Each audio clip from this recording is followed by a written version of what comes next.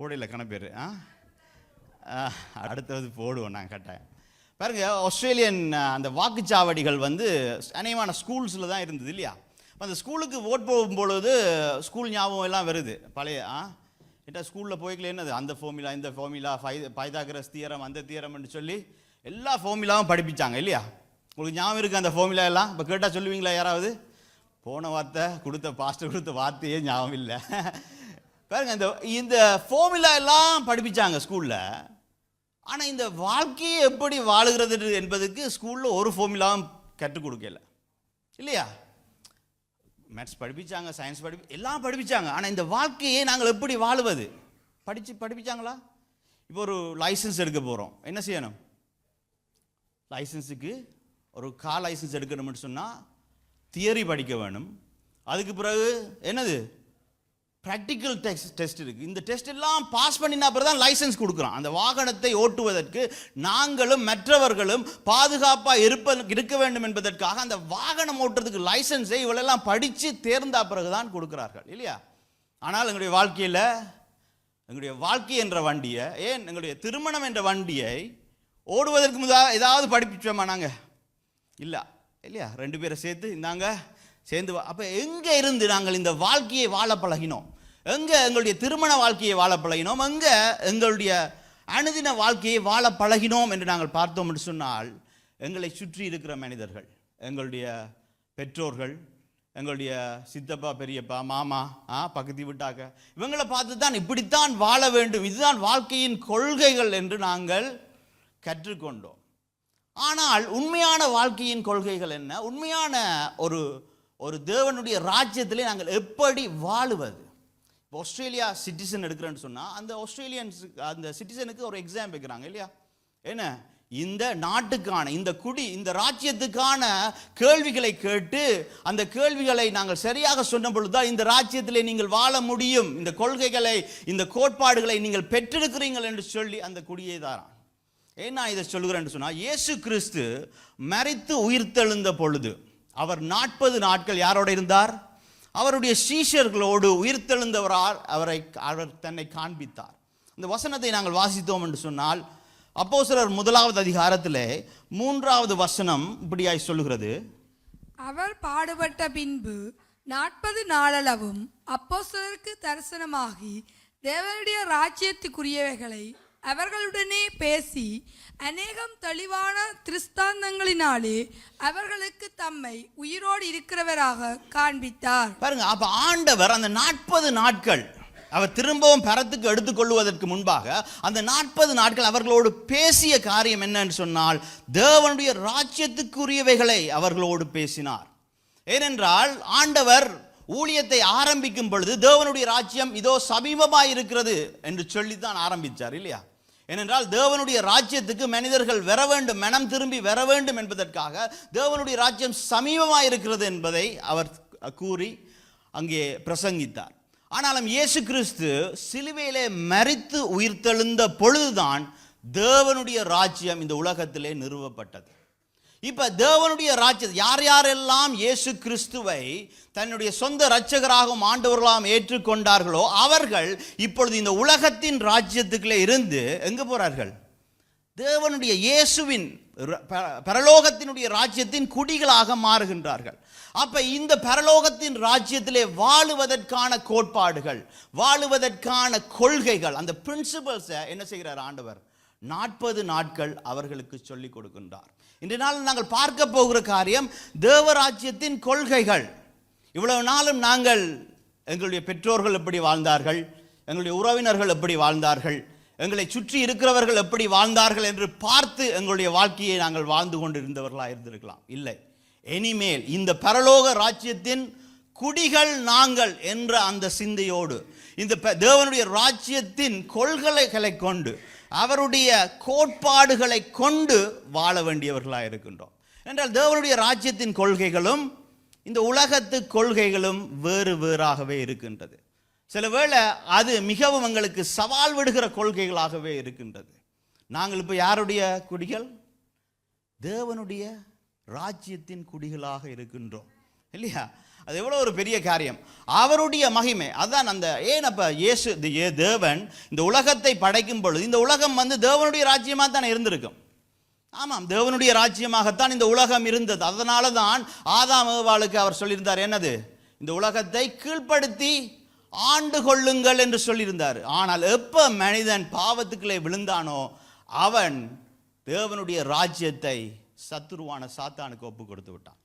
அதனால தான் இயேசு கிறிஸ்து அங்கே ஞானஸ்தானம் எடுத்து அங்கே 40 நாள் உபவாசித்து கொண்டிருந்த பொழுது அங்கே சோதனைக்காரனாகிய சத்துரு சோதிக்கும் பொழுது ஒரு மலையில இயேசுவை கொண்டு போய் காட்டுகிறான். எல்லா ராஜ்யங்களையும் காட்டி, இந்த ராஜ்யங்கள் எல்லாவற்றையும் நான் உனக்கு தருகின்றேன், நீ எனக்கு கீழ்ப்படிந்தாள் என்று சொல்லுகிறான். அந்த ராஜ்யங்கள் எல்லாம் யார் சத்துருவுக்கு கொடுத்தது? மனிதர்களாகிய நாங்கள் ஆண்டு கொள்ளும்படிக்காக ஆண்டவர் கொடுத்த ராஜ்யத்தை நாங்கள் சத்துருவுக்கு ஒப்பு கொடுத்தோம். அதை மீண்டும் பெரும்படியாகத்தான் இயேசு கிறிஸ்து இந்த உலகத்துக்கு வந்து அவர் சிலுவையில மரித்து உயிர்த்தெழுந்து தேவ ராஜ்யத்தை இங்கே நிறுவினார். அப்ப ஆண்டவர் சிலுவையில மரித்து உயிர்த்தெழுந்ததற்கு பின்பாக ஒரு நோக்கம் உண்டு. அந்த நோக்கம் தேவனுடைய ராஜ்யம் இந்த உலகத்திலே ஸ்தாபிக்கப்பட வேண்டும் என்று. தேவனுடைய ராஜ்யம் என்று சொன்னால் ஆலயம் மட்டுமல்ல, ஆலயம் தான் தேவனுடைய ராஜ்யம் என்று நாங்கள் நினைக்க கூடாது. ஏனென்றால் இயேசு கிறிஸ்து ஒரு முறை சொல்லியிருக்கிறார், தேவனுடைய ராஜ்யம் அங்கே இங்கே என்று இல்லை, அது எங்களுக்குள்ளே இருக்கின்றது. எங்கே இருக்குது தேவனுடைய ராஜ்யம்? எங்கள் ஒவ்வொருவருக்குள்ளேயும் இருக்கின்றது. அப்ப எங்கள் ஒவ்வொருவருக்குள்ளேயும் தேவனுடைய ராஜ்யம் இருக்குமா? ஏன் நாங்கள் யார்கிட்ட அதிகாரத்தில் செயல்பட்டு கொண்டிருக்கின்றோம்? நாங்கள் இருந்தவர் இருக்கிறவர் இனிமேலும் பெறப்போகின்ற ராஜாக்களின் ராஜாவாகி அழியாத ராஜ்யத்தை ஆளுகை செய்து கொண்டிருக்கிற இயேசு கிறிஸ்துவின் அதிகாரத்துக்கு கீழே நாங்கள் வந்திருக்கின்றோம். நாங்கள் தேவனுடைய ராஜ்யத்தின் பிள்ளைகள், குடிகள் என்றபடினாலே நாங்கள் பூலோகத்திலே எதை கட்டுகிறோமோ அது பரலோகத்திலே கட்டப்படுகிறது என்று வேதம் சொல்லுகிறது. நாங்கள் சர்ப்பத்தையும் தேள்களை மிதிக்கவும் சத்ருவின் சகல அதிகாரங்களை மேற்கொள்ளவும் எங்களுக்கு அதிகாரம் தரப்பட்டிருக்கிறது. நாங்கள் தேவனுடைய ராஜ்யத்தின் பிள்ளைகள் என்பதனாலே எங்களுக்கு ஒரு சேதமும் ஏற்படுவது இல்லை. எங்களுடைய இடது பக்கத்திலே 1000 வலது பக்கத்திலே 10,000 பேர் விழுந்தாலும் அது எங்களை அணுகாது. ஏனென்றால் நாங்கள் தேவனுடைய ராஜ்யத்தின் பிள்ளைகள். எங்களிடத்தில் பொன் இல்லை, வெள்ளி இல்லை, ஆனால் தேவனுடைய ராஜ்யத்தின் பிள்ளைகளாய் நாங்கள் இருக்கிறபடினாலே இயேசு கிறிஸ்துவின் அதிகாரமுள்ள நாமம் எங்களுக்கு கொடுக்கப்பட்டிருக்கிறது. அந்த நாமத்தின் நிமித்தம் தேவனுடைய வல்லமை எங்களினூடாக விளங்கும். ஏனென்றால் நாங்கள் தேவராஜ்யத்தின் குடிகள். எங்களுக்கு எதிராக எழும்புகிற எல்லா ஆயுதமும் இயேசுவின் நாமத்திலே வாய்க்காமலே போகும். ஏன்? நாங்கள் தேவனுடைய ராஜ்யத்தின் குடிகளாக இருக்கிறபடினால். அப்ப நாங்கள் தேவனுடைய ராஜ்யத்தின் குடிகள். எங்களுக்கு முன்பாக திறந்த வாசலும் எங்களுக்கு மேலாக திறந்த வானமும் இருக்கின்றது. ஏனென்றால் நாங்கள் தேவனுடைய ராஜ்யத்தின் குடிகள். அந்த நிச்சயத்தோடு அவர் தந்த கோட்பாடுகளை வைத்துக்கொண்டு நாங்கள் இந்த உலகத்திலே வாழ வேண்டியவர்களாக இருக்கின்றோம். அதனால தான் அவர் 40 நாட்கள், அப்போஸ்தலர் 1வது அதிகாரத்தில் நாங்கள் பார்த்தோம்னா 40 நாளளவும் அப்போஸ்தலருக்கு தரிசனமாகி தேவனுடைய ராஜ்யத்துக்குரியவைகளை. அப்போ நாங்கள் இலங்கையில இருந்து இந்தியாவிலிருந்து இங்கே வந்திருக்கிறோம் இல்லையா, ஆஸ்திரேலியாவுக்கு வந்திருக்கிறோம். வந்த உடனே ஃபர்ஸ்ட் வின்டர் வரும்போது எங்களுக்கு தெரியுமா இப்படி பெரிய கோட் சூட் எல்லாம் போடணும், பெரிய இப்படி குளிர்மண்டெல்லாம் தெரியுமா? இல்லை, கொஞ்சம் கொஞ்சமாக பழகி இங்கத்திய கலாச்சாரங்களை, இங்கத்திய உடை எப்படி எழுதுன்றது, இங்கத்திய உணவு வகை என்னென்று அது எல்லாத்தையும் பழகி அதை கற்றுக்கொண்டு தான் வாழுகின்றோம். அதே போல இங்கே இயேசு பரலோக ராஜ்யத்தை பூலோகத்துக்கு கொண்டு வந்து விட்டார். அதை தன்னுடைய சீஷர்களுக்கே கொடுத்து விட்டார். இப்போ அவர்கள் அதன்படி வாழுவதற்கு அவர்களுக்கு கற்றுக் கொடுக்கிறவராயிருக்கின்றார்.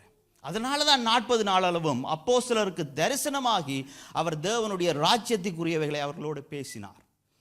யோவான் 13வது அதிகாரத்தில் பார்த்தோம்னு சொன்னால், அப்போ உலகத்துக்கு கொள்கைகள் ஒரு பக்கம் இருக்கின்றது, தேவ ராஜ்யத்தின் கொள்கைகள் இன்னொரு பக்கம் இருக்கிறது. இந்த உலகத்து கொள்கைகளுக்கும் தேவனுடைய ராஜ்யத்தின் கொள்கைகளுக்கும் வேறுபாடுகள் உண்டா இல்லையா? இவ்வளவு நாளும் நாங்கள் உலகத்தின் கொள்கைகள், இந்த உலகத்தினுடைய பிரின்சிபலின் படி வாழ்ந்திருக்கலாம், மற்றவர்களை பார்த்து எங்களை சுற்றி இருக்கிறவர்களை பார்த்து வாழ்ந்திருக்கலாம். ஆனால் தேவனுடைய ராஜ்யத்துக்குள்ளே நாங்கள் வந்தபடினாலே இப்ப தேவனுடைய ராஜ்யத்தின் கொள்கைகளின் படி, அவர் கற்றுக் கொடுத்ததின் படி வாழ வேண்டியவர்களாக இருக்கின்றோம். அதில் மிக முக்கியமான ஒரு கொள்கை என்னென்று சொன்னால், யோவான் 13வது அதிகாரத்திலே நாங்கள் வாசிப்போம், 34வது வசனம். நீங்கள் ஒருவரில் ஒருவர் அன்பாய் இருங்கள், நான் உங்களில் அன்பாய் இருந்தது போல நீங்களும் ஒருவரில் ஒருவர் அன்பாய் இருங்கள் என்கிற புதிதான கட்டளையை உங்களுக்கு கொடுக்கிறேன். யாருக்கு சொல்றாரு? எங்களுக்கு தான் சொல்றாரு. நீங்கள் ஒருவர் அன்பாயிருங்கள், நான் உங்களில் அன்பாயிருந்தது போல. அவருடைய அன்பு எப்படிப்பட்டதா இருந்தது? எந்த தகுதியும் பார்க்காத ஒரு அன்பாயிருந்தது. அன்கண்டிஷனல் லவ்வா இருந்தது இல்லையா? அவர் எப்பொழுதும் எங்களை ஏந்தி தாங்கி தப்புவித்து காத்து கொள்ளுகிற ஒரு அன்பை கொடுத்து கொண்டிருந்தார். அந்த அன்பை போல நீங்களும் ஒருவரில் ஒருவர் அன்பாயிருங்கள் என்று சொல்லிவிட்டு 35வது வசனத்தில் என்ன சொல்லப்படுகிறது? நீங்கள் ஒருவரில் ஒருவர் அன்புள்ளவராய் இருந்தால் அதனால் நீங்கள் என்னுடைய சீசர்கள் என்று எல்லாரும் அறிந்து கொள்வார்கள். நாங்கள் ஒருவரோடு ஒருவர் அன்பாய் இருக்கிறதை பார்த்துத்தான் நாங்கள் இயேசுவுடைய சீஷர்கள், தேவராஜ்யத்தின் குடிகள் என்பதை மற்றவர்கள் அறிந்து கொள்வார்கள் என்று வேதம் சொல்லுகிறது. இதனாலும் 2 தேவராஜ்யத்தின் கொள்கைகளை மட்டும் இன்றைய நாளில் பார்க்க போகின்றோம். ஏனென்றால் அநேக கொள்கைகளை பார்ப்பதற்கான நேரம் காணாது. ஆனால் அதில் முதலாவது கொள்கை எது என்று சொன்னால் அன்பை வெளிப்படுத்தும் வாழ்வாக இருக்க வேண்டும். இதனாலே கிறிஸ்துவுக்குள்ளே வந்த நானும் நீங்களும் அவருடைய அன்பை மற்றவர்களுக்கு வெளிப்படுத்துகிற ஒரு வாழ்வு வாழ வேண்டியவர்களாக இருக்கின்றோம். அன்பின் ராஜ்யமாக இது இருக்கின்றது. இது வெளிச்சத்தின் ராஜ்யமாக இருக்கின்றது. நாங்கள் ஒரு காலத்தில் அந்தகார இருளின் ராஜ்யத்தில் இருந்தோம், ஒரு காலத்தில் வெறுப்பின் ராஜ்யத்தில் இருந்தோம். ஆனால் நாங்கள் இப்பொழுது வந்து இருக்கிற இடம் அன்பின் ராஜ்யமாக இருக்கிறது. அந்த அன்பின் ராஜ்யத்திலே எங்களுடைய அன்பு வெளிப்பட வேண்டும், மற்றவர்கள் மேலே அது வெளிப்பட வேண்டும். அதான் மத்தேயு 5வது அதிகாரத்திலே நாங்கள் பார்க்கின்றோம். 43வது வசனம் பாருங்க. உலகத்து அன்பு எப்படி இருக்கின்றது? முதலாவது நாங்கள் உலகத்து அன்பு எப்படி இருக்குன்னு பார்ப்போம். உலகத்தில் எப்படி அன்பு செய்கிறார்கள்? நீங்கள் புதிதாக ஒரு வேலை ஸ்தலத்துக்கு போகிறீர்கள். அந்த இடத்துல உங்களிடத்தில் எப்படி அன்பு செய்கிறார்கள்? உங்களை வந்து கங்க்ராச்சுலேட் பண்ணி எல்லாம் சந்தோஷமாக ஏற்றுக்கொள்கிறார்கள். ஆனால் உங்களினாலே அவர்களுக்கு ஒரு உதவியும் கிடைக்காவிட்டால், உங்களினாலே ஒரு பெனிஃபிட்ஸும் அவர்களுக்கு இல்லை என்ற ஒரு முடிவு எடுத்து விட்டாங்கன்னா என்ன செய்வாங்க? அன்பு செய்வார்கள் இல்லையா? யோசிச்சு பாருங்க. நாங்களே சில வேளை மற்றவர்களை எப்படி அன்பு செய்கிறோம்? அவர்களிடத்தில் ஏதாவது பெனிஃபிட் இருக்கா? அவர்களிடத்தில் இருந்து ஏதாவது நல்லது இருக்குதா? அவர்கள் எங்களை அன்பு செய்கிறார்களா என்று பார்த்து தான் நாங்கள் அன்பு செய்கிறோம். அதுதான் உலகத்தின் அன்பு, அதான் உலகத்தின் கொள்கைகள். ஆனால் தேவனுடைய அன்பு அப்படி அல்ல. தேவனுடைய அன்பு என்ன செய்கிறது? எங்களுடைய சத்துருக்களையும் சிநேகிக்கும்படி தான் தேவனுடைய அன்பு சொல்லுகின்றது. அதான் மத்தேயு 5வது அதிகாரத்தில் நாங்கள் பார்ப்போம். உனக்கு அடுத்தவனை சிநேகித்து உன் சத்துருவை பகைப்பாயாக என்று சொல்லப்பட்டதை கேள்விப்பட்டிருக்கிறீர்கள். உனக்கு அடுத்தவனை சிநேகித்து, அடுத்தவன்டா யாரு? எங்களுடைய சகோதரன், பக்கத்து வீட்டுக்காரன், எங்களுக்கு தெரிந்தவர்கள், எங்களுடைய நண்பர்கள், அவர்களை நாங்கள் சிநேகிக்கிறோம் இல்லையா? அது எல்லாரும் தானே செய்கிறாங்க. உலகத்தில் எல்லாரும் தானே செய்கிறார்கள்.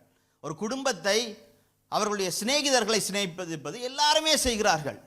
உன் சத்ருவை பகைப்பாய் என்பதுதான் இந்த உலகத்தின் அன்பு, உலகத்தின் கோட்பாடு. ஆனால் நான் உங்களுக்கு சொல்லுகிறேன், உங்கள் சத்துருக்களை சிநேகியுங்கள், உங்களை சபிக்கிறவர்களை ஆசீர்வதியுங்கள், உங்கள் பகைக்கிறவர்களுக்கு நன்மை செய்யுங்கள், உங்களை நிந்திக்கிறவர்களுக்காகவும் உங்களை துன்பப்படுத்துவதற்காகவும் ஜெபம் பண்ணுங்கள்.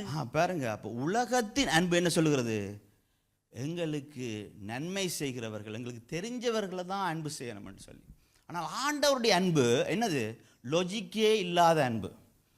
ஒருவர் எங்களுக்கு சிரித்து சந்தோஷமா இருக்கிறாருன்னு சொன்னால் நாங்கள் அவர்களோட சந்தோஷமா இருக்கிறோம். ஆனால் ஒருவர் எங்களை வெறுத்து எங்களுக்கு ஒரு தீங்கு இழைக்க வேண்டும் என்று எண்ணினாலும் கூட வேதம் என்ன சொல்லுது? அவர்களையும் அன்பு செய்யட்டாம் என்று சொல்லுது. யோசிச்சு பாருங்க, உலகத்தின் பிரகாரம் நாங்கள் பார்த்தோம்னு சொன்னால் எங்களை வெறுக்கிறவர்களை நாங்கள் என்ன செய்யணும்? திரும்ப வெறுக்கணும். எங்களுக்கு ஒருவர் தீமை செய்து விட்டார், எங்களுக்கு ஒரு வலியை ஏற்படுத்தி விட்டார்னா நாங்கள் என்ன செய்யணும்? திரும்ப ஒரு தீமையை அவருக்கு செய்யணும், திரும்ப ஒரு வலியை ஏற்படுத்த வேண்டும் என்பதுதான் உலகத்தின் கொள்கை. ஆனால் தேவனுடைய ராஜ்யத்தின் கொள்கை என்ன? எங்களுக்கு தீங்கு விளைவித்தாலும் கூட, எங்களை வெறுத்தாலும் கூட, எங்களுடைய சத்துருக்களாய் இருக்கின்ற அவர்கள் இப்பொழுதும் எங்களுக்கு தீங்கு விளைவித்து எங்களை வெறுத்து கொண்டிருந்தாலும் அவர்களையும் அன்பு செய்யுங்கள் என்பதுதான் தேவ ராஜ்யத்தின் கொள்கையாக இருக்கின்றது. Young people, the worldly principle is what? Eye for an eye, right? If you hurt us, If you hurt me, I will hurt you back. Right? If you don't like me, I won't love you back. Right? But what the God's word is saying is we must extend our love beyond to the people who hurt us. Even if they are hurting us and even if they are hating us, we are meant to love them back. That is the world, that is the principle of God's kingdom. அப்போ இப்படிப்பட்ட ஒரு principal ஆண்டவர் தந்துட்டு போயிருக்கிறாரு. இதை நாங்கள் எங்களுடைய அனுதின வாழ்க்கையில் வாழ வேண்டுமா இல்லையா? இப்போ யோசிச்சு பாருங்க, உங்களுடைய இருதயத்தில் யோசிச்சு பாருங்க. உங்களுக்கு தீங்கு விளைவித்த ஒருவர், உங்களை வெறுக்கிற ஒருவர். சில பேர் யோசிச்சா வேறும், ஓ இந்த மனுஷன் என்ன வெறுக்கு, திரும்ப திரும்ப எனக்கு தீங்கு விளைவிச்சு கொண்டே இருக்கு, திரும்ப திரும்ப பிரச்சனை கொடுத்து கொண்டே இருக்குதுன்னு ஒரு ஆள் இருக்குதா? நிறைய யோசிக்கிறீங்க, ஆமாம் பாஸ்டர் சர்ச்சுக்குள்ள தான் இருக்கிறாங்கன்னு சொல்கிறீங்க. சர்ச் என்ன?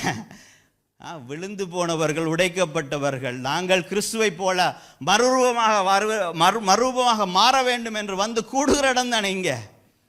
அப்போ இந்த இடத்துல ஒருவர் என்னை வெறுத்து கொண்டிருந்தாலும் கூட, ஒருவர் என்னை ஹர்ட் பண்ணி கொண்டிருந்தாலும் கூட, வேதம் என்ன சொல்லுது? நாங்கள் அவரை திரும்ப அன்பு செலுத்தட்டான், அவரை அப்போ என்ன மன்னிச்சு அன்பு செலுத்துகிறது தான் தேவனுடைய. அப்போ இது எங்கே ஸ்டார்ட் பண்ணுதுன்னு பார்த்தோம்னு சொன்னால், அங்கே நாங்கள் பார்த்தோம்னா 44வது வசனத்தில், நான் உங்களுக்கு சொல்லுகிறேன், வாசிங்க. நான் உங்களுக்கு சொல்லுகிறேன், உங்கள் சத்துருக்களை சிநேகியுங்கள், உங்கள் சபிக்கிறவர்களை ஆசீர்வதியுங்கள், உங்கள் பகைக்கிறவர்களுக்கு நன்மை செய்யுங்கள், உங்களை நிந்திக்கிறவர்களுக்காகவும் உங்களை துன்பப்படுத்துறவர்களுக்காகவும் ஜெபம் பண்ணுங்கள். பாருங்க, உங்களை சபிக்கிறவர்களை ஆசீர்வதியுங்க. இப்போ நீங்கள் நினைச்சிங்களே அந்த ஆளு, அவரை உங்களால் ஆசீர்வதிக்க முடியுமா? உங்களை பகைக்கிறவர்களுக்கு நன்மை செய்யுங்கள், நன்மை செய்ய முடியுமா? ஒருவேளை முடியாது என்று சொன்னால், எங்களுடைய ஆரம்பம், எங்களை பகைக்கிறவர்களை, எங்களுடைய சத்துருக்களை நாங்கள் சிநேகிப்பதற்கான ஆரம்பம் எங்கன்னு சொன்னால், அவர்களுக்காக ஜெபம் பண்ணுங்க. அப்போ அந்த ஜெபத்தை நாங்கள் பண்ணும் பொழுது, எங்களை வெறுக்கிறவர்கள், எங்களுடைய சத்துருக்களுக்கு, எங்களுக்கு தீங்கு விளைவிக்கிறவர்களை வைத்து அவர்களுக்காக நாங்கள் ஜெபிக்கும் பொழுது என்ன செய்யுது? எங்களுடைய இருதயம் மாறுகின்றது. அவர்களை ஆசீர்வதிக்க, அவர்களுக்கு நன்மை செய்கிறவர்களாக எங்களை மாற்றிக்கொள்ள பரிசுத்த ஆவியானவர் எங்களுக்குள்ளே இருந்து உதவி செய்கிறவராக இருக்கின்றார். அதனால தான் வேதம் சொல்லுகிறது, என்னது? எங்களுக்கு தீங்கு செய்கிறவர்களை கூட நாங்கள் அன்பு செய்ய வேண்டும் என்று சொல்லி. நாங்கள் திருப்பிக் கொள்வோம் மத்தேயு 5வது அதிகாரத்திலேயே. மத்தேயு 5வது அதிகாரம் மலை மீது ஆண்டவர் கொடுத்த ஒரு பிரசங்கம். இந்த பிரசங்கத்திலே அநேக எங்களுடைய இருதயத்துக்கு சவால் விடுகின்ற கோட்பாடுகளை, கொள்கைகளை, ராஜ்யத்தின் கொள்கைகளை அவர் எங்களுக்கு சொல்லி தந்திருக்கின்றார். இதெல்லாம் எங்களுக்கு தெரியும், எங்களுக்கு தெரியுமா? ஆனால் என்னுடைய கேள்வி என்ன என்று சொன்னால், இப்பவும் நாங்கள் சிலரை வெறுத்து கொண்டிருக்கிறோமா? எங்களுக்கு தீங்கு இழைக்கிறவர்களுக்கு இப்பவும் நாங்கள் அவர்களை அன்பு செய்யாமல் அங்கே ஒதுங்கி ஒதுங்கி போகின்றோமா? அப்படி நாங்கள் ஒதுங்கி போகிறோம் என்று சொன்னால், தேவனுடைய கொள்கையின்படி நாங்கள் வாழவில்லை. ஏனென்றால் அவர்களை ஆசீர்வதித்து, அவர்களுக்கு அன்பு செலுத்தி, அவர்களுக்காக ஜெபிக்கும்படிக்காகத்தான் எங்களுக்கு வேதம் சொல்லப்பட்டிருக்கிறது. கண்ணுக்கு கண், வாசிப்போம் 38வது வசனம். கண்ணுக்கு கண், பல்லுக்கு பல் என்ற உரைக்கப்பட்டதை கேள்விப்பட்டிருக்கிறீர்கள். நான் உங்களுக்கு சொல்லுகிறேன், தீமையோடு எதிர்த்து நிற்க வேண்டாம். ஒருவன் உன் வலது கன்னத்தில் அறைந்தால் அவனுக்கு மறு கன்னத்தை திருப்பிக் கொடு. உன்னோடு வழக்காடி உன் வஸ்திரத்தை எடுத்துக்கொள்ள வேண்டும் என்கிறவனுக்கு உன் அங்கியையும் விட்டுவிடு. ஒருவன் உன் மைல் தூரம் வர பலவந்தம் பண்ணினால் அவனோடு 2 மைல் தூரம் போ. பாருங்க, எப்படி ஒரு சவால் விடுகின்ற வார்த்தைகளாக இது இருக்கு. எங்களுடைய வாழ்க்கையில் இந்த காரியங்களை செய்ய முடியுமா? அப்படி ஒருவேளை எங்களுடைய இருதயத்தில் ஏதோ ஒரு இடத்துல இப்படி செய்ய முடியாது என்று நாங்கள் சொன்னோம்னு சொன்னால், ஒரு கிண்ணத்தில் அடித்தால் என்ன செய்யணும்? காட்டுவீங்களா நீங்கள்? அவன் எங்களுடைய என்ன வஸ்திரத்தை எடுத்தால் என்னது? இல்லை, மற்ற வஸ்திரத்திலையும் கொடுக்கட்டான். ஒரு அங்கேயே மற்ற அங்கேயும் விட்டுவிடு. ஒருவன் உன்னை 1 மைல் தூரம் வர பலவந்தம் பண்ணி கட்டாயப்படுத்தி 1 மைல் நடத்தி கொண்டு போனான்டா, என்ன செய்யட்டான்? 2 மைல் தூரம் போகட்டான்.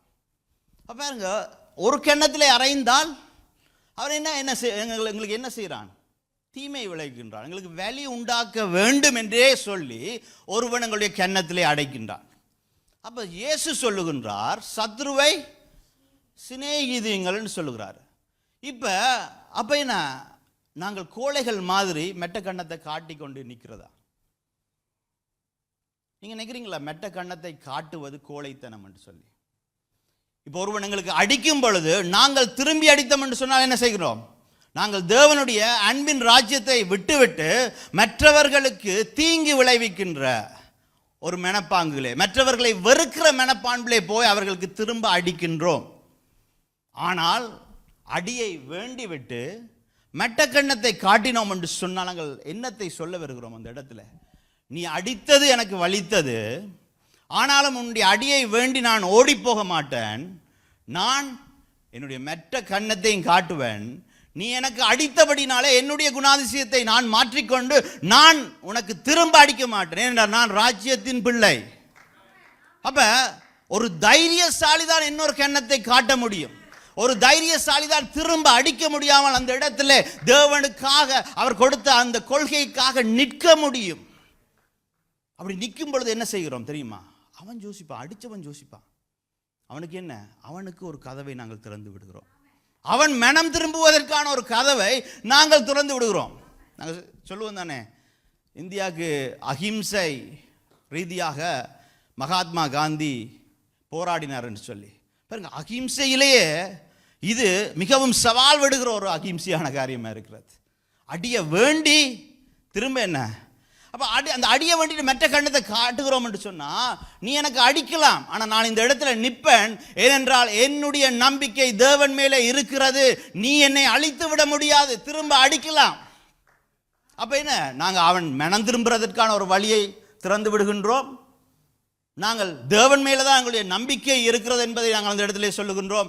அதே நேரத்தில் இது கோழைத்தனமான செயல் அல்ல, இது ஒரு தைரியசாலியாக செய்கிற செயலாகவே இருக்கின்றது. அதனால தான் ஆண்டவர் சொல்கிறார், பாருங்க, கண்ணுக்கு கண் என்பது இந்த உலகத்தின் கொள்கை, பல்லுக்கு பல் என்பது இந்த உலகத்தின் கொள்கை. ஆனால் நாங்கள் தேவனுடைய ராஜ்யத்தின் பிள்ளைகள். எங்களுக்கு தீங்கு நினைக்கிறவர்களுக்கு நாங்கள் தீங்கு செய்ய தேவையில்லை. அதைத்தான் இங்கே வேதம் தெளிவாக சொல்லுகிறது. அதான் ஏசாயா 53வது அதிகாரத்தில் 7வது வசனத்தை பார்த்தீங்கன்னு சொன்னால், தேவன் எங்களுக்காக இயேசு கிறிஸ்து அடிக்கப்பட்டார், நொறுக்கப்பட்டார், ஆனால் அவர் வாயையே திறக்காமல் இருந்தாராம். அடிக்க கொண்டு போகின்ற ஆட்டுக்குட்டியை போலவும் மயிர் கத்தரிக்கிறவனுக்கு முன்பாக நிற்கின்ற ஆட்டை போலவும் அவர் வாயை திறக்காமலே இருந்தார். அப்ப என்ன, அவரால் திரும்ப அடிக்க முடியாதா? அவரால் பரலோகத்தின் சேனையை கூப்பிட முடியாதா? இல்லை. அவர் அந்த இடத்திலே செய்தது எங்கள் மேலே வைத்த அன்பினாலே அவர் தைரியமாக அந்த காரியத்தை மேற்கொண்டு சென்றார். ஒவ்வொரு அடியும் அடிக்கப்படும் பொழுது அவருடைய வாயிலிருந்து வார்த்தை வரவில்லை, வலி வரவில்லை, வலிக்குது என்று சொல்லி கத்தல. வேதத்தில் எங்கேயாவது பார்த்துருக்கிறீங்களா? அவர் வலியிலே முணங்கினார் என்று எங்கேயாவது போட்டிருக்கா? அவர் அடிக்கப்பட்ட வலியினாலே அவர் கத்தி வலிக்குது என்று சொன்னார் எங்கேயாவது போட்டிருக்கா? இல்லை. ஆனால் வேதத்தில் போட்டிருக்கு, அவர் வாய்களை திறந்து சொன்னார், இவர்கள் என்ன செய்கிறார்கள் என்பதை அறியாமல் செய்கிறார்கள், இவர்களை மன்னியும் என்று சொல்லி அந்த சிலுவையிலே இருந்து அவர்களை மன்னித்தார். அதுதான் அன்பின் ராஜ்யத்தின் கொள்கை. அதன்படி பின்பற்றத்தான் நானும் நீங்களும் அழைக்கப்பட்டவர்களாக இருக்கிறோம். இதனால் ஒருவேளை எங்களுடைய வாழ்க்கையில் நாங்கள் மனிதர்களை சத்துருக்களாக எண்ணி இருக்கிறோம் என்று சொன்னார், ஒருவேளை சிலர் எங்களுக்கு செய்த தீங்கின் நிமித்தம் அவர்களை வெறுத்து கொண்டு இருக்கிறோம் என்று சொன்னால், அந்த வெறுப்பு இந்த இருதயத்தில் இருக்க வேண்டாம். இதனால் அவர்களை மன்னித்து நாங்கள் இதை எடுத்து போட வேண்டியவர்களாகவே இருக்கின்றோம். நாங்கள் திருப்பிக் கொள்வோம். மத்தேயு 6ஆம் அதிகாரத்தில் 14வது 15வது வசனம். மனுஷருடைய தப்பிதங்களை நீங்கள் அவர்களுக்கு மன்னித்தால் உங்கள் பரமபிதா உங்களுக்கும் மன்னிப்பார். மனுஷருடைய தப்பிதங்களை நீங்கள் அவர்களுக்கு மன்னியாதிருந்தால் உங்கள் பிதா உங்கள் தப்பிதங்களை மன்னியாதிருப்பார். ஆண்டவர் சொல்லுகிற காரியம், நாங்கள் மன்னித்தால் தான். எங்களுக்கு தீங்கு செய்கிறவர்கள், நாங்கள் கோபம் அடைந்து நாங்கள் எதிரிகள் என்று நினைக்கிறவர்கள், அவர்களை நாங்கள் மன்னித்தால் தான் தேவனங்களை மன்னிப்பார் என்று சொல்லுகிறது. இங்கே மன்னியுங்கள் என்று சொல்லுகிறது ஒரு கட்டளையாகவே சொல்லப்படுகிறது. அதான் எபேசியர் 4வது அதிகாரத்தில் 32வது வசனத்தை நாங்கள் திருப்பிக் கொண்டோம் என்று சொன்னால், ஒருவருக்கொருவர் தயவாயும் மன உருக்கமாயும் இருந்து கிறிஸ்துவுக்குள் தேவன் உங்களுக்கு மன்னித்தது போல நீங்களும் ஒருவருக்கொருவர் மன்னியுங்கள். இங்க என்ன சொல்லுகிறார்? ஒருவருக்கொருவர் மன்னியுங்கள் என்று அது கட்டளையாக கொடுக்கப்பட்டது. இந்த நாளில் யாரையாவது நாங்கள் மன்னிக்காமல் இருக்கிறோமா?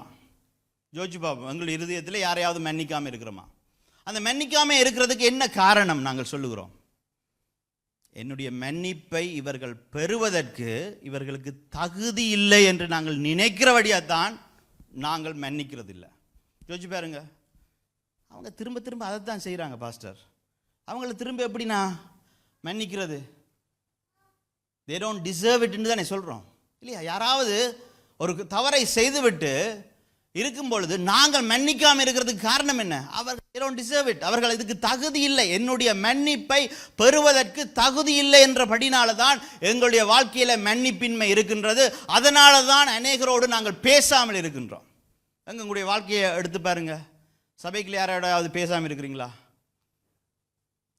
உங்களுடைய உறவினர்களில், சபையில் இல்லாட்டியும் உறவினரில் கட்டாயம் இருக்கும் இல்லையா? கல்யாண காட்டு தெரியல, லேட்டாக தந்துட்டாங்க, கல்யாணத்தில் எனக்கு மரியாதை கொடுக்கல, இப்படி எத்தனையோ பிரச்சனைகள் இல்லையா?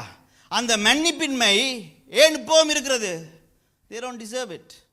அதுக்கு தகுதி இல்லை என்று நாங்கள். ஆனால் வேதம் என்ன சொல்லுகிறது? மன்னிப்பு அவர்களுடைய தகுதியை பார்த்து கொடுக்கறதில்ல. மன்னியுங்கள் என்பது தேவனினாலே கொடுக்கப்பட்ட கட்டளை. அப்ப அவர்கள் தகுதி இல்லாதவர்கள் தான். நீங்கள் யோசிக்கிறீங்க தானே, திரும்ப திரும்ப எனக்கு வலி கொடுக்கின்ற, வேதனை கொடுக்கின்ற, திரும்ப திரும்ப என்னை என்ன பிரச்சனை கொடுத்து கொண்டிருக்கிற இந்த ஆளுக்கு தகுதி இல்லை, அந்த மன்னிப்பை பெறுவதற்கு தகுதி இல்லைன்னு தான் நாங்கள் நினைக்கிறோம். தகுதி இல்லை தான். ஆனால் என்னது? தேவனுடைய வார்த்தை சொல்லுகின்றது நாங்கள் மன்னிக்க வேண்டும் என்று. தேவனுடைய வார்த்தை சொல்லுகிறபடினால நான் வார்த்தைக்கு கீழ்ப்படிந்து நான் அவர்களை மன்னிக்க வேண்டியவர்களாக இருக்கிறோம். அப்ப ஒருவர் தகுதி இருக்கா இல்லையான்னு பாராதீங்க. உங்களுடைய வாழ்க்கையில் யாரை மன்னிக்காமல் நீங்கள் இருக்கிறீங்களோ அவர்களுக்கு தகுதி இருக்குதா இல்லையா, என்னுடைய மன்னிப்பை பெறுவதற்கு தகுதி இருக்குதா இல்லையான்னு பார்க்காதீங்க. மாறாக தேவனுடைய வார்த்தை சொன்னபடினாலே நான் அதற்கு கீழ்ப்படிவேன் என்று ஒப்பு கொடுத்து மன்னிக்கிறது தான் தேவனுடைய ராஜ்யத்தின் கொள்கையாக இருக்கின்றது. நாங்கள் மத்தேயு 18வது அதிகாரத்தில் பார்த்தோம்னு சொன்னால் ஒரு சபை மெம்பரை பற்றி தான் அது பேசுகிறது. இந்த சபை மெம்பர் சாதாரண சபை மெம்பர் இல்லை, பெரிய ஊழியங்கள் செய்கிற ஒரு ஊழியக்காரர் இல்லையா? சபையில் நல்ல ஊழியம் செய்கிற ஒரு ஊழியக்காரர். வேறு யாரும் இல்லாத பேதுரு தான். பேதுரு இயேசுவிடத்தில் வருகின்றார்.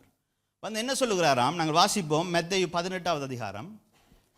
அப்பொழுது பேதுரு அவரிடத்தில் வந்து, ஆண்டவரே, என் சகோதரன் எனக்கு விரோதமாய் குற்றம் செய்து வந்ததால் நான் எத்தனை தரம் மன்னிக்க வேண்டும்? 7 தரம் மட்டுமே என்று கேட்டான். இவரே ஒரு ஆன்சர் வச்சுக்கொண்டு தான் வராரு இல்லையா? நீங்கள் நார்மலாக பாஸ்டர்ட்டியோ ஒரு லீடர்ட்டியோ போய்க்கு நீங்களே ஒரு ஆன்சர் வச்சுருப்பீங்க. உங்களோட ஆன்சரை கிளாரிஃபை பண்ணுறதுக்கு தான் நாங்கள் இருக்கிறோம் இல்லையா? அப்போ அவரும் ஒரு ஆன்சரை வச்சுக்கொண்டு அந்த இடத்துக்கு போகிறாரு. போய் கேட்குறாரு, 7 தரம் மன்னிச்சா காணுமா? ஏன்னா நமக்கு தெரியும் இந்த பிரச்சனை கொடுக்குற ஆக்கள் இருக்காது, திரும்ப திரும்ப அதே பிரச்சனையை கொண்டு வருவாங்க இல்லையா? அப்போ 7 தரம் மன்னிச்சிட்டு சொன்னால் அதுக்கு பிறகு அப்பா நமக்கும் அவருக்கும் உறவு வேண்டாம்ப்பா, வெட்டிட்டு போயிடலாம்ட்டு தான் இவர் வந்தவர். ஆண்டவர் என்ன சொன்னார்? 770 490 தரம் மன்னியுங்கள் என்று ஆண்டவருக்கு விளங்கிட்டு. இவர் 7 ஏன் வந்தவர்? இவர் ஒரு கணக்கு வச்சிருக்கிறாரு, ஒரு ஸ்கோபோர்ட். கிரிக்கெட்டில் ஸ்கோபோர்ட் போடுற மாதிரி இவர் மனசுக்குள்ள ஒரு கணக்கு போட்டு கொண்டு வந்திருக்கிறாரு. 1 தரம் பிள்ளை, 2ஆம் தரம் மன்னிச்சிட்டேன், 3ஆம் தரம் மன்னிச்சிட்டேன் நான். அப்போ இவர் கணக்கு போட்டு கொண்டு வந்தபடியா ஆண்டவர் சொல்கிறார், இந்த கணக்கை நான் குழைச்சி போடணும்னு சொல்லிட்டு அவர் சொல்கிறாரு 490 சொன்னாலும் 770 பேதுரு தேய்ச்சி போனான். இன்னும் 770 பெருக்கி அவனெல்லாம் கணக்குக்கு வரதுக்குள்ளே அவனுக்கு கணக்கு மறந்து போச்சு. இப்போ ஆண்டவர் என்ன சொல்ல வராருன்னு சொன்னால், கணக்கு வைக்க வேண்டாம்னு சொல்கிறாரு, ஒரு ஸ்கோபோர்ட் வைக்க வேண்டாம்னு சொல்கிறாரு. ஏண்டா பாருங்க, இந்த சபையில் இருக்கிற அநேகர் கோல் பண்ணுவாங்க. கோல் பண்ணி என்ன சொல்லுவாங்க தெரியுமா? கோல் பண்ணிக்கலே எனக்கு தெரியும், பாஸ்டர் நான் சண்டே சபைக்கு வர மாட்டேன், பாஸ்டர் நான் ஊழியம் செய்ய மாட்டேன், பாஸ்டர் நான் முக்கியமாக இவங்களோட ஊழியம் செய்ய மாட்டேன். அப்போ நில்லுங்கன்னுட்டு நான் வடிவாக பார்த்து ஒரு நல்ல கதிரையாக பார்த்து கம்ஃபர்டபுளான சேராக போய் இருக்கிறது. ஏன்னா எனக்கு தெரியும் இது கொஞ்ச நேரம் இந்த கதை போகுதுன்னு சொல்லி. அப்போ போய் இருந்தால் சொல்லுவாங்க, இப்படி நடந்துட்டு பாஸ்டர். எப்போ நடந்தது? போன வீக் நடந்தது. போன வீக் தான் நடந்தது. போன வீக் நடந்தது பரவாயில்ல பாஸ்டர், 3 மாதத்துக்கு முதல் அப்படி நடந்தது. அப்படியும் 3 மாதத்துக்கு முதல் நடந்ததா? நீங்கள் எனக்கு சொல்லலை பாஸ்டர், நீங்கள் பார்த்து கொண்டு தான் இருந்திருப்பீங்கன்னு நான் நினைச்சேன் பாஸ்டர். ஆனால் அது பரவாயில்ல பாஸ்டர், 1 வருஷத்துக்கு முதல் இப்படி நடந்தது உங்களுக்கு தெரியுமா? அந்த பிரதருக்கு தெரியும், அவர் உங்களுக்கு சொல்லலையா? என்ன செய்து 3 நாள் 3 மாதம் 1 வருஷம் 2 வருஷம் இப்படியே என்ன செய்யறாங்க? இவங்க கணக்கு வச்சிருக்கிறாங்க. இவங்க கணக்கு வச்சிருக்கிறபடியா தான் இதெல்லாம் இப்போ என்ன வருது. அந்த ஆங்கிலத்தில் ஒரு பழமொழி இருக்குது தானே, இந்த ஒட்டகத்தில் வந்து வைக்கோல் கட்டுக்களை ஏற்றுவாங்க. இப்போ ஏற்றி வியாபாரம் ஏற்றி கொண்டு போகிறாரு, எல்லா கட்டுகளும் ஏற்றிட்டு இப்போ வெளியால் போக பார்க்குறாரு. பார்த்தா அந்த கட்டிலேருந்து ஒரு வைக்கோல் மட்டும் கீழே விழுந்து கிடக்குதான். அப்போ இந்த வியாபாரி இந்த வைக்கோலை வீணாக போகணும்னு சொல்லி அந்த வைக்கோலை எடுத்து இப்படி மேலே கொண்டு போய் வைக்க, அந்த வைக்கோலுன்ற பேரத்தில் ஒட்டகத்தின் முதுகூட அமைச்சிட்டு தான். அதை மாதிரி தான் இந்த கணக்கு போட்டு பேரம் கூடி கடைசியாக வைக்கிற வைக்கோலில் உடைஞ்சோன்னே எல்லாம் வெடிச்சு போகிறது. அதால தான் ஆண்டவர் சொல்லுகிறாரு, மன்னிப்பு எப்படி வரட்டுமா? எத்தனை முறைண்டாலும் மன்னி, கணக்கு வைக்காதே என்பதற்காகத்தான் இந்த இடத்துல ஆண்டவர் சொல்லுகிறார் 7 முறை மன்னிக்கும்படிக்காக. அப்போ இந்த நாளில் எங்களுடைய வாழ்க்கையில், எங்களுடைய குடும்பத்தில், கணவன் மனைவிக்குள்ள கணக்கு வச்சிருக்கிறோமா? நாங்கள் மனைவிமார் நல்லா யோசிச்சு பாருங்க, உங்களோட கணவனை குறித்து கணக்கு வச்சிருக்கிறீங்களா? அது அழிக்கப்பட வேண்டும். கணவன்மார்கள் வைத்திருக்கிற கணக்குகளும் அழிக்கப்பட வேண்டும் இல்லையா? ஏனென்றால் அந்த கணக்கு அழிக்கும்படியே தான் ஆண்டவர் சொல். அதுதான் உண்மையான அன்பின் ராஜ்யமாக இருக்கின்றது, அதுதான் உண்மையான வாழ்க்கையாக இருக்கின்றது. கொலோசியர் 3வது அதிகாரத்தில் 13வது வசனத்தை நாங்கள் வாசிப்போம். ஒருவரை ஒருவர் தாங்கி ஒருவர் பேரில் ஒருவருக்கு குறைபாடு உண்டானால் கிறிஸ்து உங்களுக்கு மன்னித்தது போல ஒருவருக்கொருவர் மன்னியுங்கள். கிறிஸ்து எங்களுக்கு மன்னித்தது போல ஒருவருக்கொருவர் மன்னியுங்கள் என்று சொல்லப்படுகிறது. பாருங்க, அப்ப கிறிஸ்து எங்களுக்கு என்னத்தை மன்னிச்சாரு? அப்பா, நாங்க செய்த எல்லாத்தையும் அவர் மன்னிச்சிருக்கிறாரு, அதனால அவர்கள் செய்ததை மன்னிக்க சொல்லுகிறாரு. இப்போ இந்த மன்னிக்காம நாங்கள் இருந்தோம்னு சொன்னா என்ன செய்யறோம் தெரியுமா? நாங்கள் ஒரு சிறைச்சாலைக்குள்ளே ஒரு கட்டுண்டவர்களாகத்தான் வாழுகிறோம். ஒரு ஆளை நீங்கள் மன்னிக்கலைன்னு நினைத்து கொள்ளுங்கள். இப்போ சபைக்கு வாரீங்க, நீங்கள் அந்த மன்னிக்காதவரும் அந்த சபைக்கு வருகிறார். எதிரே காணும்போது என்ன செய்வீங்க? நீங்கள் உங்களுக்கு அந்த பழைய கசப்பு ஞாபகம் வருகிறது, அவர் மேலே ஒரு வெறுப்பு வருகிறது. இப்படி செய்துட்டார், பிரைஸ் தி லார்ட், ஆனால் சிரிச்சு பிரைஸ் தி லார்ட் சொல்லுவீங்க, அது தெரியும் எனக்கு. ஆனால் உள்ளுக்குள்ள கசப்பு அதெல்லாம் இருக்குது, அப்படியே போறீங்க. இப்போ யார் இதில் சிறைக்குள்ள இருக்கிறது? அவர் பாவம், நீங்கள் பாவம் பார்த்தீங்களா, இவ்வளோ செய்த ஒரு பிரைஸ் லார்ட் சிரிச்சு கொண்டு சொல்கிறாருன்னு சொல்லி அவர் சந்தோஷமாக போகிறாரு. அவருக்கு இருதயத்தில் ஒரு பாரமும் இல்லை. யார் இப்போ பாரத்தோடு இருக்கிறது? நாம தான் பாரமாக இருக்கிறோம். அதனால தான் ஒருவரை ஒருவர் மன்னிங்க, ஏனென்றால் நாங்கள் மன்னிக்கும் பொழுது நாங்கள் முதல் விடுதலை அடைகிறோம். அவனுக்கு விடுதலை கிடைக்குதோ இல்லையோ, எனக்கு விடுதலை வேணும் ஆண்டவரே, அதனால நான் மன்னிக்கிறேன் என்று மன்னிக்க. இதுதான் ராஜ்யத்தின் வாழ்க்கை. அப்போ உலகத்தின் அன்பு, உலகத்தின் மன்னிப்பு வேற விதமாக இருக்கலாம், ஆனால் ராஜ்யத்தின் கொள்கையின்படி வாழும்படிக்காக நாங்கள் அழைக்கப்பட்டிருக்கிறோம் என்பதை நாங்கள் மறந்துவிடக்கூடாது. ஏனென்றால் இயேசு கிறிஸ்து எங்களை மன்னிக்கும்படிக்காக இந்த உலகத்துக்கு வந்தார். அவர் தன்னுடைய அன்பை எங்கள் மேலே காட்டும்படிக்காக வந்தார். அவர் ஊழியம் கொள்ள அல்ல, ஊழியம் செய்ய வந்தார். நரிகளுக்கு குழிகளும் ஆகாயத்து பறவைகளுக்கு கூடுகளும் இருந்தது, அவருக்கு தலை சாய்க்க இடமில்லை. அப்படி எங்களுக்காக எங்கள் மேலே வைத்த அன்பின் நிமித்தம் அவர் சிலுவையிலும் எங்களை மன்னித்து எங்கள் நிமித்தம் தன்னுடைய ஜீவனையே ஒப்பு கொடுத்தார். அந்த அன்பின் வாழ்வு, அந்த அன்பை எதிரொலிக்கின்ற வாழ்வை தான் நாங்கள் இந்த உலகத்திலே வாழ வேண்டியவர்களாக இருக்கிறோம். முதலாவது கொள்கை என்னது? அவருடைய அன்பை பிரதிபலிக்கின்ற ஒரு கொள்கை. இன்றைய நாளும் எங்களுக்குள்ளே இருக்கிற வெறுப்புகள், எங்களுக்குள்ளே இருக்கிற மன்னிப்பின்மைகளை நாங்கள் எடுத்து போட்டு நாங்கள் அன்பினாலே வாழுகிறவர்களாக இருக்க வேண்டும். 2வது தேவனுடைய ராஜ்யத்தின் கொள்கை என்ன என்பதை பார்த்து முடித்துக்கொள்வோம். 2வது ராஜ்யத்தின் கொள்கை என்னவென்று பார்த்தோம் என்று சொன்னால், தேவ ராஜ்யத்தையும் நீதியையும் முதன்மைப்படுத்தும் வாழ்வாக இருக்கின்றது.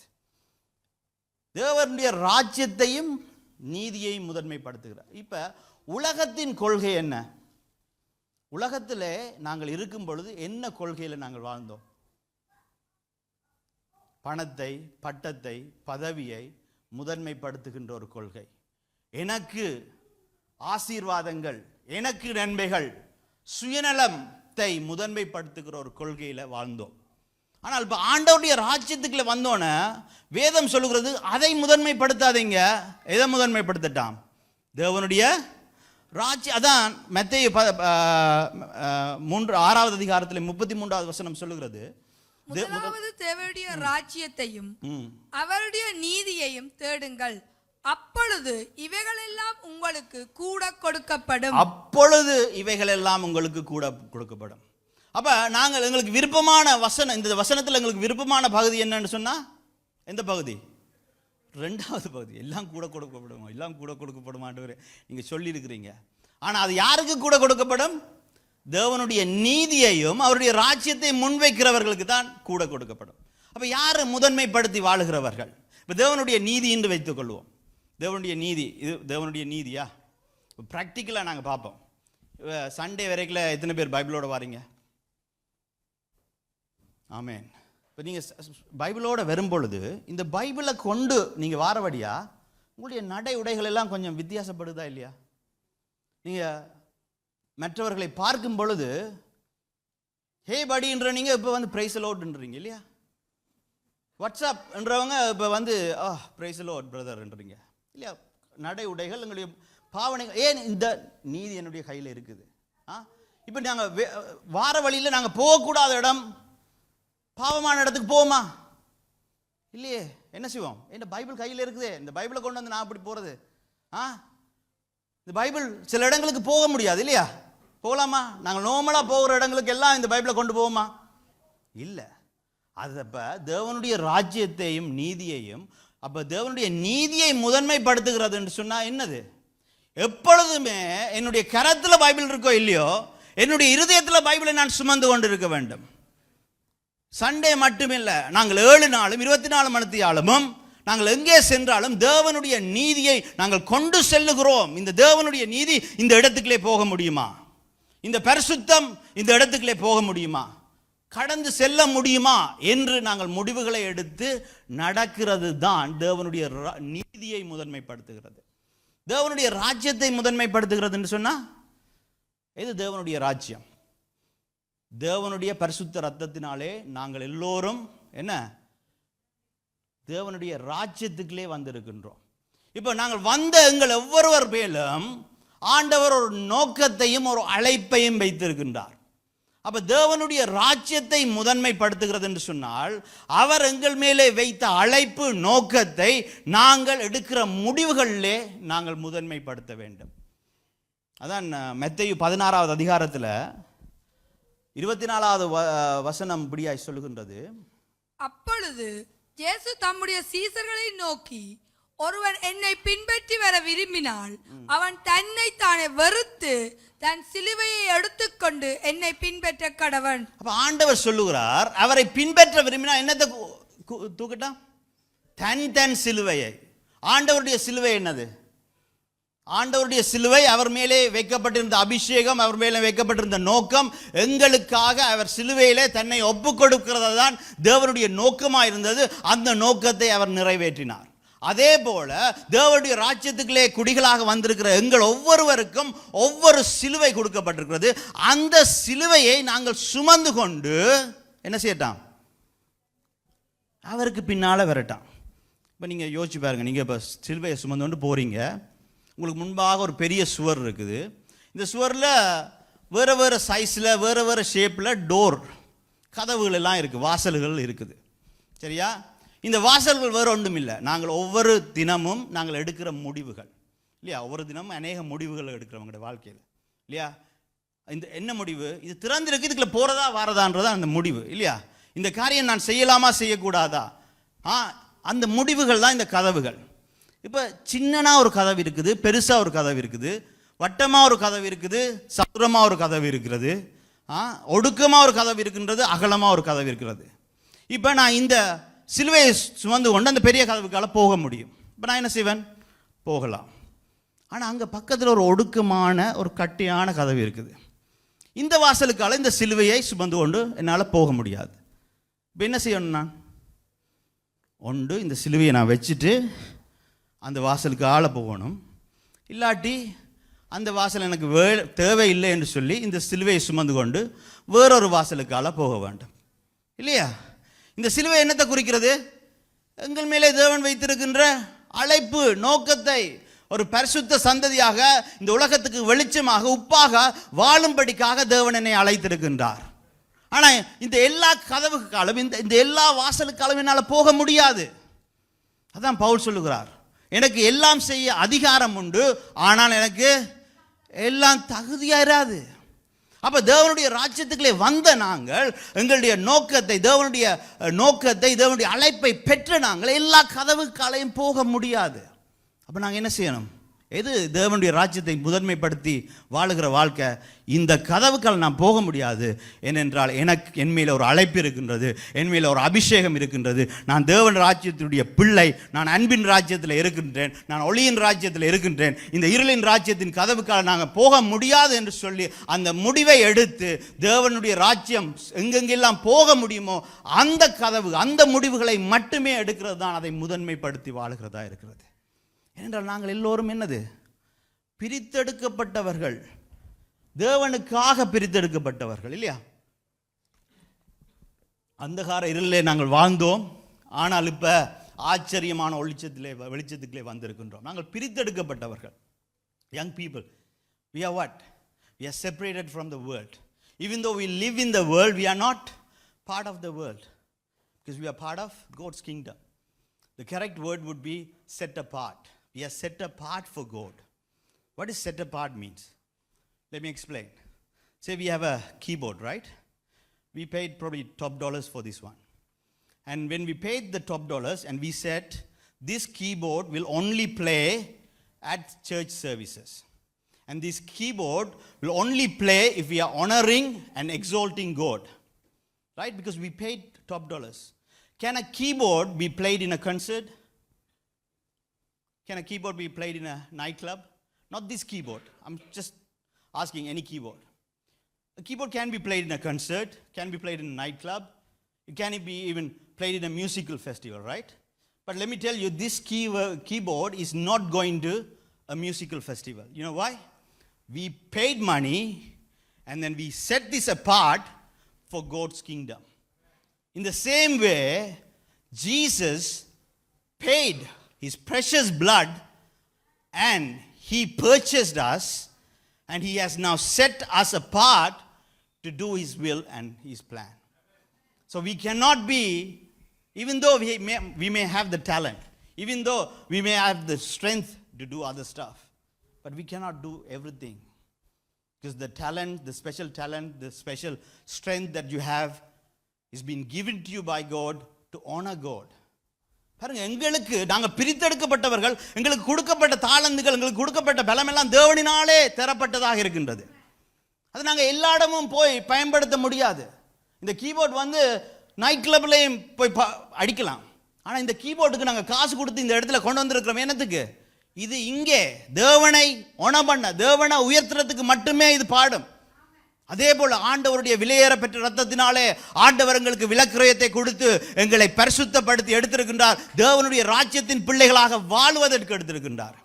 அதனால எல்லா இடத்துக்கும் நாங்கள் போக முடியாது. எல்லாம் எனக்கு அதிகாரம் இருந்தாலும் எல்லாம் தகுதியா இராது. அதுதான் தேவனுடைய ராஜ்யத்தை முதன்மைப்படுத்தி வாழுகிற வாழ்க்கையா இருக்கின்றது. அப்ப அனுதினமும் நாங்கள் எடுக்கிற முடிவுகளிலே நாங்கள் யோசிச்சு பார்க்கணும், இது தகுதியா இருக்குமா? இது நான் எனக்கு என் மேலே வைத்திருக்கிற அழைப்புக்கு, என் மேலே வைத்திருக்கிற அபிஷேகத்துக்கு, தேவனுடைய ராஜ்யத்தின் பரிசுத்தத்துக்கு இது தகுதியா இருக்குமா என்று நாங்கள் முடிவெடுக்க வேண்டியவர்களாக இருக்கின்றோம். சிலுவையை எடுத்துக்கொண்டு என்னை பின்பற்றி வா என்று வேதம் சொல்லுகிறது. ரோமர் 14வது அதிகாரத்தில் 17வது வசனம் இப்படியாய் சொல்லுகிறது. வாசிப்போம். தேவனுடைய ராஜ்யம் புசிப்பும் குடிப்பும் அல்ல, அது நீதியும் சமாதானமும் பரிசுத்த ஆவியினால் உண்டாகும் சந்தோஷமாய் இருக்கிறது. தேவனுடைய ராஜ்யம்னா நாங்கள் நினைக்க கூடாது புசிப்பும் குடிப்பும். புசிப்பும் குடிப்பும்னா என்ன? புசிப்பும் குடிப்பும் எங்களுக்கு விரும்பினது, எங்களுக்கு கிடைக்கிற ஆதாயம் என்றால் அதை நாங்கள் பெற்றுக்கொள்கிறோம். அப்ப அநேகர் நாங்கள் நினைக்கிறது தேவனுடைய ராஜ்யம் என்று சொன்னால் ஆசீர்வாதம், நன்மை, ஆசீர்வாதம், நன்மை, ஆசீர்வாதம், நன்மை இல்லை. அந்த ஆசீர்வாதம் நன்மையை தாண்டி, எங்களுடைய ஆதாயத்தை தாண்டி அங்கு என்ன சொல்லப்படுகிறது? தேவனுடைய ராஜ்யம் நீதி, சமாதானம், பரிசுத்த ஆவினாலே உண்டாகும் சந்தோஷம். இந்த காரியங்கள் எல்லாம் தேவனுடைய ராஜ்யத்தில் இருக்கிறது. ஸோ எங்களுடைய வாழ்க்கையில் நாங்கள் நன்மைகளை மட்டுமே, ஆசீர்வாதங்களை மட்டுமே நாங்கள் பெற்றுக்கொள்ள விரும்பாதவர்களாக, நாங்கள் செய்கிற காரியங்களிலே தேவனுடைய ராஜ்யத்தை முதன்மைப்படுத்தி வாழ வேண்டியவர்களாக இருக்கின்றோம். இந்த நீதியை நாங்கள் கடைபிடித்தோம் என்று சொன்னால் எல்லாம் கூட கொடுக்கப்படும். தேவனுடைய ராஜ்யத்தை நாங்கள் முதன்மைப்படுத்தினோம் என்று சொன்னால் எல்லாம் கூட கொடுக்கப்படும். ஏன்? அதான் வேதத்தின் வசனம் சொல்லுகிறது. சங்கீதம் 37 அதிகாரத்தில் சாவி சொல்றான், நான் இளைஞனுமாயிருந்தேன், நான் இப்ப முதிர் வயதும் உள்ளவனாயிருக்கின்றேன், ஆனாலும் நான் ஒருபோதும் நீதிமான் கைவிடப்பட்டதை காண இல்லைன்னு சொல்றான். வாசிப்போம் அந்த வசனத்தை. சங்கீதம் 37 அதிகாரம். நான் இளைஞனாய் இருந்தேன், முதிர்வதும் உள்ளவனுமானேன், ஆனாலும் நீதிமான் கைவிடப்பட்டதையும் அவன் சந்ததி அப்பத்துக்கு இறந்து திரிகிறதையும் நான் காணவில்லை. நாங்க தேவனுடைய நீதியை முதன்மைப்படுத்தி தேவனுடைய ராஜ்யத்தை முதன்மைப்படுத்தி நடந்தோம் என்று சொன்னால் நாங்கள் தேவனாலே கைவிடப்படுவதில்லை. ஏனென்றால் எல்லாவற்றையும் அவர் கூட்டி கொடுப்பார். நாங்கள் மட்டுமல்ல, எங்களுடைய சந்ததி என்னவாம், சந்ததி அப்பத்துக்காக ஒருபோதும் கை ஏந்தாது. இன்று நாளில் நாங்கள் எங்களுடைய சந்ததிக்கு விட்டு போகிற ஒரு நல்ல காரியம் பணம் அல்ல, சொத்து அல்ல, என்ன, தேவனுடைய நீதியை கடைபிடிக்கின்ற அந்த குணாதிசயம், அந்த வாஞ்சை அவர்களுக்கு கொடுத்து போக வேண்டிய காரியம், அந்த தேவனுடைய பரிசுத்தமும் அவருடைய வார்த்தையும் தான் நாங்கள் கொடுத்து போக வேண்டியவர்களாக இருக்கிறோம். சங்கீதக்காரன் அருமையாக சொல்லுகிறான். மத்தேயு 5 அதிகாரத்தில் நாங்கள் பார்ப்போம். அப்ப இந்த முதன்மைப்படுத்தி தேவனுடைய ராஜ்யத்தை முதன்மைப்படுத்தி அவருடைய நீதியை முதன்மைப்படுத்தி நடக்கிறவர்களுக்கு என்ன கொடுக்கப்படும்? எல்லாம் கூட கொடுக்கப்படும். இந்த கூட கொடுக்கப்படுகிற காரியங்கள் என்னத்துக்காக கூட கொடுக்கப்படுகிறது அதை நாங்கள் பார்ப்போம். மத்தேயு 5 அதிகாரத்தில் 13வது வசனம். நீங்கள் பூமிக்கு உப்பாய் இருக்கிறீர்கள், உப்பானது சாரமற்று போனால் எதனால் சாரமாக்கப்படும்? வெளியே கொட்டப்படுவதற்கும் மனுஷரால் மிதிக்கப்படுவதற்குமே ஒழிய வேறொன்றுக்கும் உதவாது. அப்ப உப்புக்கு சுவை தேவை. சுவை இல்லாட்டி என்ன, அது வெறும் மண், வெறும் கல்லு, அது மிதிச்சு எரிஞ்சிட்டு போயிடுவாங்க இல்லையா?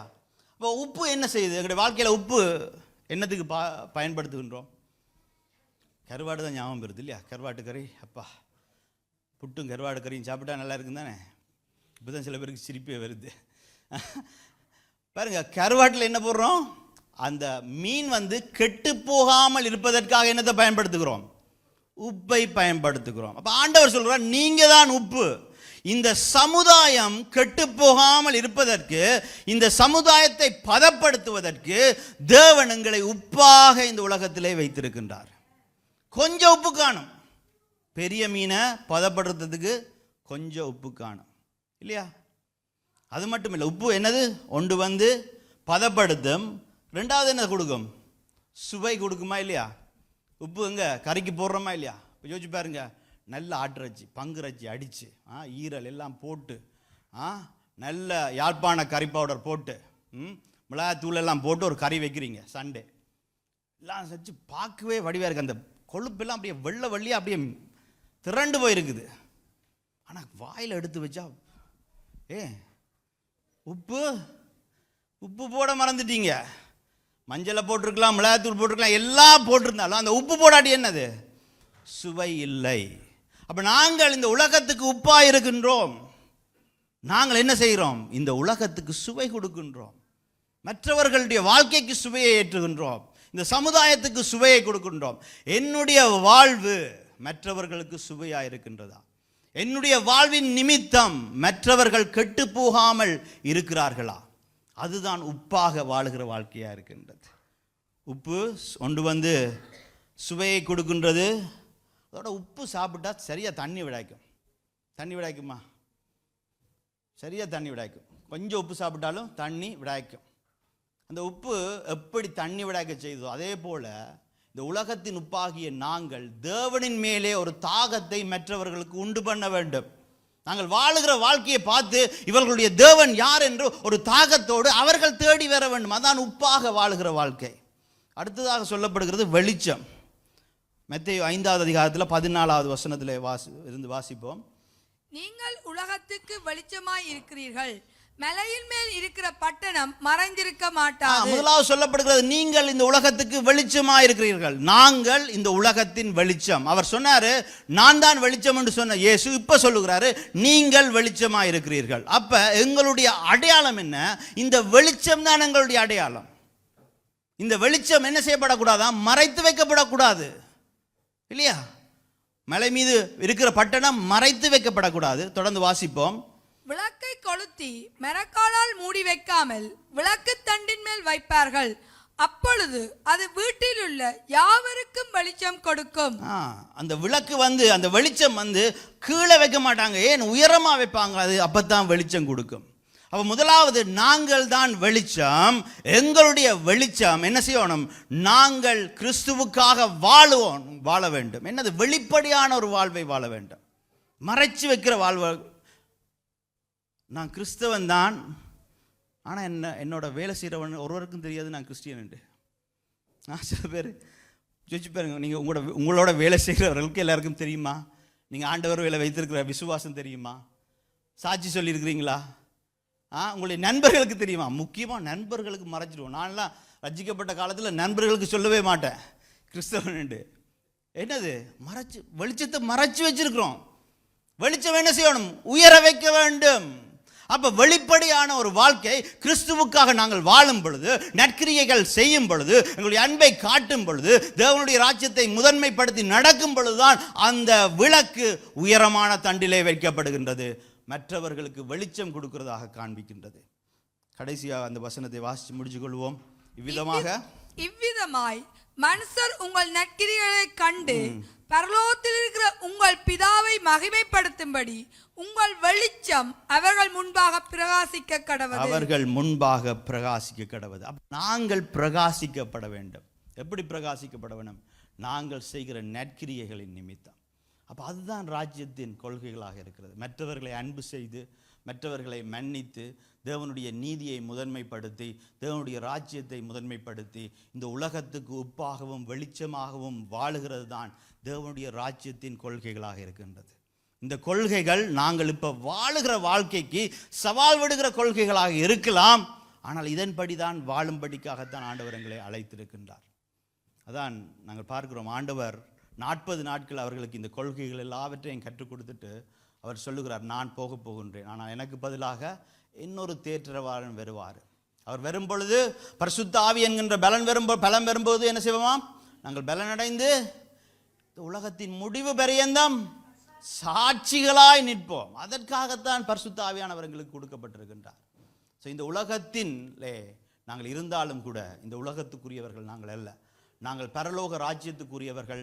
பரலோக ராஜ்யத்தின் வாழ்க்கையும் அதன் கொள்கைகளையும் கடைபிடித்து வாழ வேண்டியவர்களாக இருக்கின்றோம். ஸோ நாங்கள் கண்களை மூடி இன்று நாளும் எங்களை ஒப்பு கொடுத்து நாங்கள் ஜெபிப்போம். இந்த நேரத்திலும் கூட முதலாவது நாங்கள் யோசிச்சு பார்ப்போம், எங்களுடைய வாழ்க்கையில் அன்பின் வாழ்வு நான் வாழுகின்றேனா? இல்லாவிட்டால் நாங்கள் உலகத்தவர்களைப் போல நான் மனிதர்களை தெரிந்து கொண்டு தேர்ந்தெடுத்து கொண்டு ஒரு சிலரை மட்டும் அன்பு செய்கிறவர்களா? ஆனால் எனக்கு நன்மை செய்யாத, எனக்கு தீமை செய்கிறவர்களை நான் வெறுத்து அவர்களை ஒதுக்கி இருக்கிறேனா? என்னுடைய இருதயத்தில் மன்னிப்பின்மை எண்ணம் இருக்கின்றதா? நான் என்னுடைய இருதயத்தில் கணக்கு போட்டு கொண்டிருக்கிறேனா? இவர்கள் எத்தனை முறை தவறு செய்தார்கள் என்பதை கணக்கு போட்டிருக்கிறேனா? எத்தனை முறை நான் மன்னித்தேன் என்பதை கணக்கு போட்டிருக்கிறேனா? இதனால் அது யாராக இருக்கட்டும், உங்களுக்கு எதிராக உங்களுக்கு தீங்கு விளைவித்தவர்கள், உங்களை எதிர்த்து பேசினவர்கள், உங்களை குறித்து குற்றம் சொன்னவர்கள், உங்களை குறித்து பொய் குற்றச்சாட்டுகளை போட்டவர்கள், எவ்வளவு வெறுப்பு உங்கள் மேலே இருந்தாலும் கூட அவர்களை மன்னித்து அன்பு செய்ய சொல்லுகிறது தேவனுடைய ராஜ்யத்தின் கொள்கை. இந்த நேரத்திலேயே அவர்களுக்காக உங்கள் இருதயத்திலே ஜெபியுங்கள்.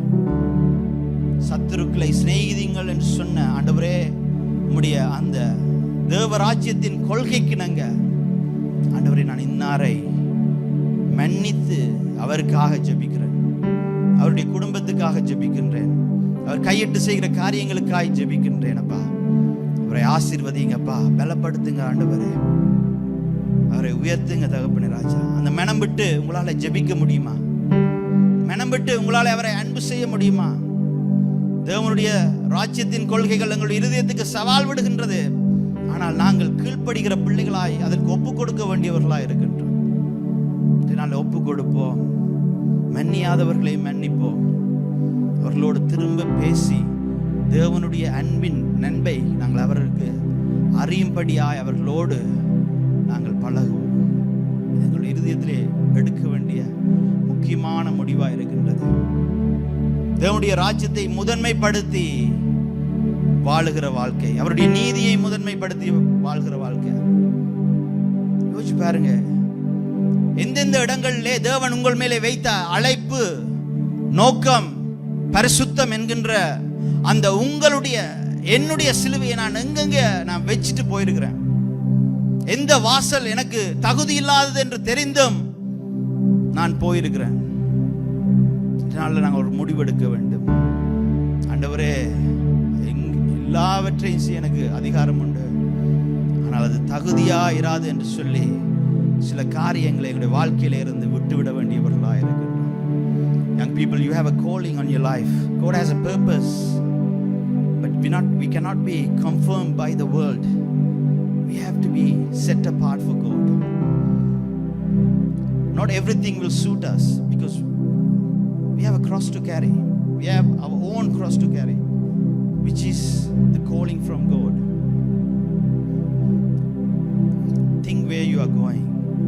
Think about the people you are talking to, the words that are coming out of your mouth. And today decide, I want to live a life that is set apart for God, because He bought me with His precious blood.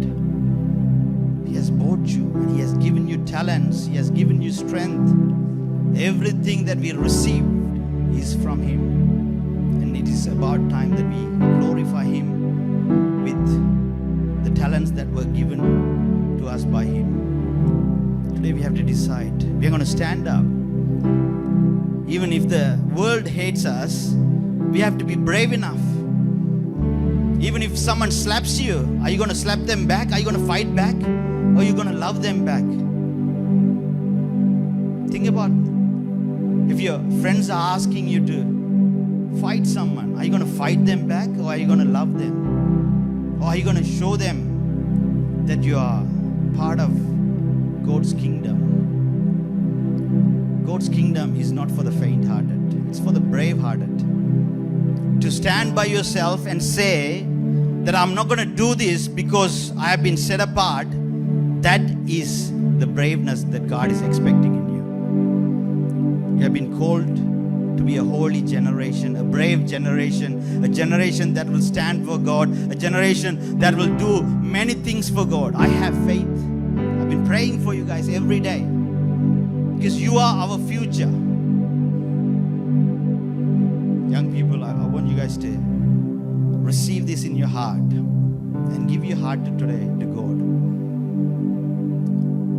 And make a decision that you will not be conformed to the world. You will not make decision because of your friends, because of other worldly people, because how others are living, but you will make decision based on the Bible.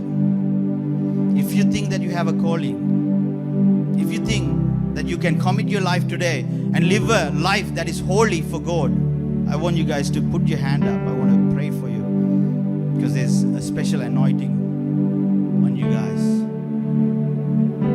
because God will bless many generations through you. Remember, you're not just putting your hand up, you're making a decision today. There will be opposition. The enemy will come and try to devour you, try to take you away. But you got to stand strong, and you say, even if 9 people, 10 people are against you, you need to stand by yourself and say, this is what the word of God says, therefore I will stand by myself. When you stand by yourself, God's strength will be behind you. When David stand against Goliath, David didn't fight Goliath with his strength. He fought Goliath with God's strength. God is giving you that strength. நல்ல தகப்பனே, நாளும் இந்த கைகளை உயர்த்தின இந்த வாலிப பிள்ளைகளுக்காய் நான் ஜெபிக்கிறேன் அப்பா. இந்த உலகத்திலே ஒரு பரிசுத்த சந்ததியாய் வாழும்படிக்காக, தேவனுக்காய் வாழும்படிக்காக அப்பா ஆண்டவரே, இந்த உலகத்துக்கு ஒத்த வேஷம் தெரியாமல் ஆண்டவரே தேவனுக்காய் தைரியமாய் நிற்கிற பிள்ளைகளாக, பிரித்தெடுத்த சந்ததியாய் இவர்கள் வாழ தேவனுடைய அபிஷேகத்தை இவருடைய வாழ்க்கையில் அனுதினமும் ஆண்டவரை கிரியை செய்ய ஆசீர்வதிங்கப்பா.